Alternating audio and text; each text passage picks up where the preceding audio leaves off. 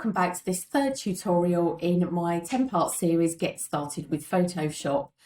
In this tutorial I just want to share with you how you do a camera raw edit in here, which is pretty much the same as doing edits in Lightroom. So if you have come here to Photoshop from Lightroom and you've brought in a raw file, it will actually take you straight to the camera raw filter. So let's have a look at that. Now, as you can see, I've got a little square icon in my panel here on this layer, and that is because I have made this a smart object. I'm going to rasterize the layer, which is the opposite, so I've now removed it. So to convert to a smart object, right click on the layer you want to convert and say convert to smart object. As you remember, to make sure you're on the layer, the white box is around it. Now, what does a smart object do? A smart object is like a protection. It protects this layer as it is.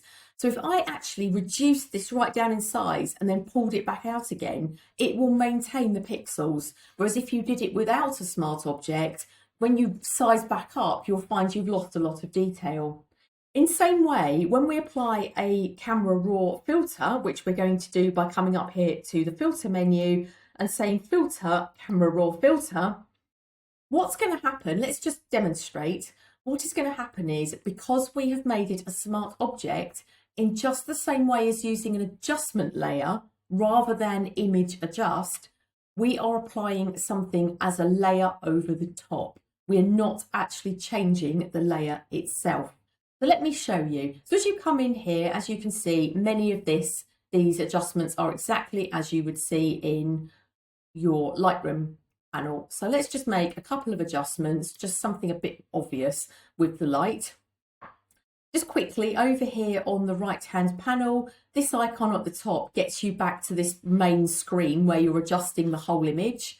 You have a masking panel, just as you have in Lightroom. You can apply linear and radial gradients, select the sky, subject or background in order to apply those adjustments, those masks. So for example, select the sky, and then everything underneath here that you adjust is only selecting on that mask. So let's just get rid of that because I don't want to make too many changes here. Okay, and another really handy tool in here I must share with you is the remove panel. So let's click the remove panel, which is this icon here. Now you can use this to remove objects. And one really useful tool is visualize spots. So I'm just going to click that one. Now, as you can see, it's turned the image black and white, and it's noted where I have got dust spots on my lens. Now that spot there is actually the dog's ball. So be aware of what's in your image, but these are probably dust spots on my lens. So I've got you can make your brush size big or small, drag it right down here. I've got the remove here selected, and I'm just going to click over the areas I want to get rid of these dust spots. And this for me is a really good starting point as an edit for any image, because you do not want to do loads of edits and then find you've got loads of dust spots.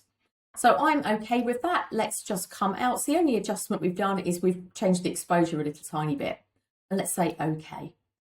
So what you'll see now is, rather than altering the image, it's given us a filter. So there's the camera raw filter at the bottom. If I click the eyeball and turn it off, we can still see the original image without that on there. So it's like an adjustment layer, but a filter. Turn it back on. And what you get with it is a mask. So in just the same way as the masks that I was talking about in the last lesson, I've now selected the mask because my white box is around it. So that's me selected on the layer. Here's the mask.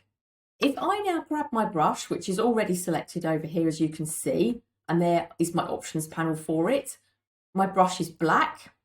I've got that selected. I don't need to do that, so we know it's black. I'm going to make it a tiny bit bigger, and I'm then going to paint black. So if I paint black on this mask, it's going to be painting an invisibility cloak, this time on the camera raw filter that we've done, because this is a filter mask.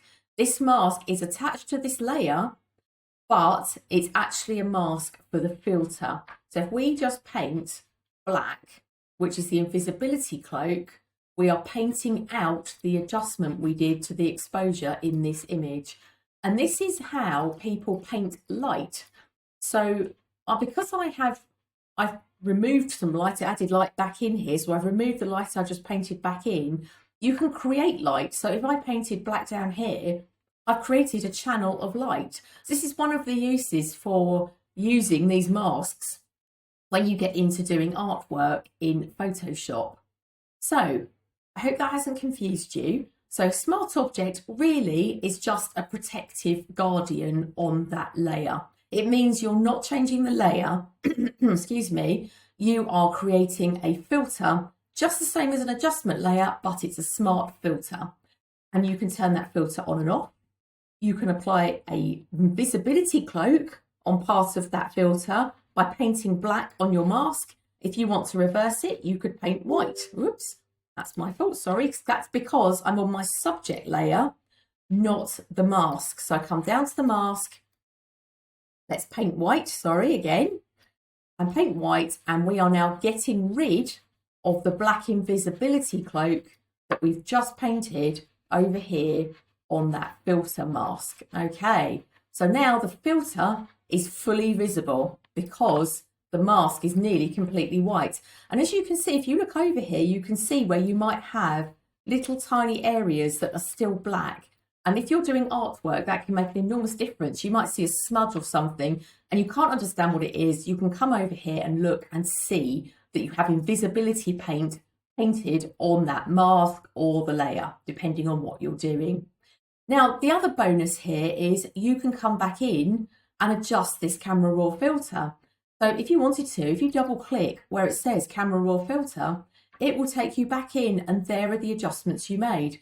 Because you could now think that actually that doesn't work, I'm going to put that back how it was.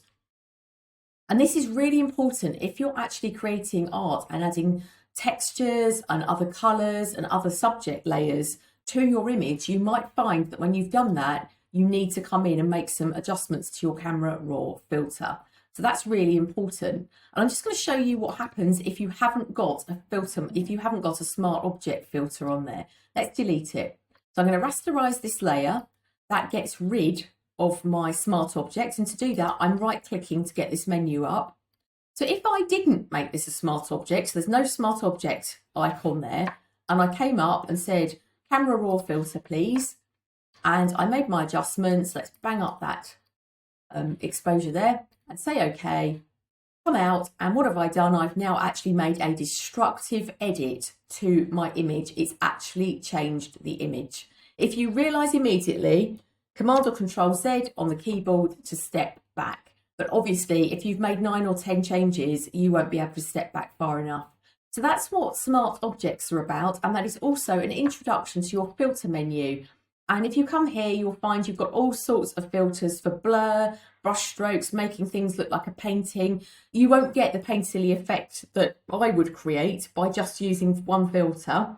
I would get onto that in art lessons. But this is where a lot of the tools are that help us sharpen and create many of the special effects that make our fun so great in Photoshop. So that is a smart filter lesson. What's a smart filter? And you apply it by making it a smart object with a right click on your layer that you've got selected, convert to smart object, and if you want to get back the other way, you can't do a right click again and say rasterize the layer. And a smart object is basically a protector.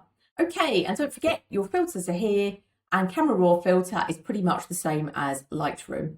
Okay, I hope that helps. In the next lesson, I will share with you how to save your files with all the layers intact and how to export JPEGs and PNG files. So I'll see you in the next lesson.